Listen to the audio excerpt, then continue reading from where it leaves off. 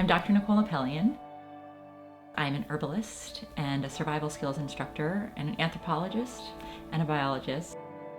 I live in the woods outside of Raymond, Washington, and I love it here. It's a small community and it's very remote. I was diagnosed with MS in the year 2000. I got very, very sick. There's a big connection between your mind and your body. I went downhill very fast. I think a lot because of that mind-body connection. By changing my lifestyle and spending more time in nature, doing gratitudes daily, and really being mindful about my life, I went from not being able to walk to now being able to be fully functional and fully alive. When I was alone on Vancouver Island for 57 days, I felt vibrant and alive. We are designed to live in nature.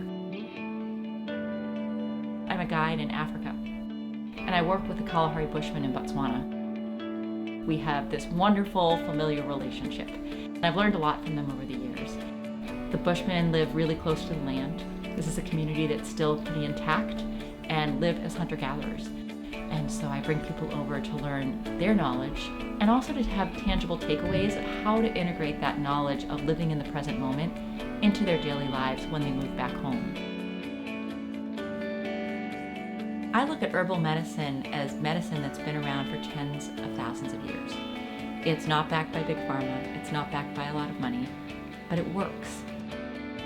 Tinctures are herbal extractions that you take internally, and salves are external things that you use for bug bites or wounds, or if you have arthritis or nerve pain.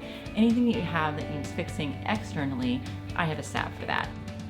So they're really well researched, they're really well crafted, and they're made with a lot of a love in them as well. I feel like I have a relationship with the plants that I work with.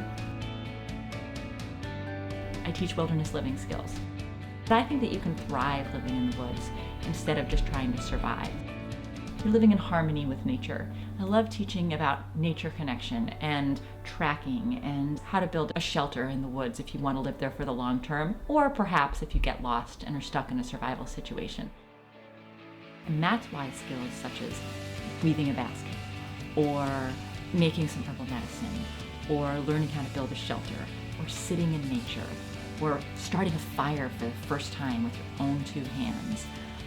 Those are really primal, important things, and it does reconnect you to yourself and that primal brain that we all have. So that's why those skills, wilderness living skills, are so important.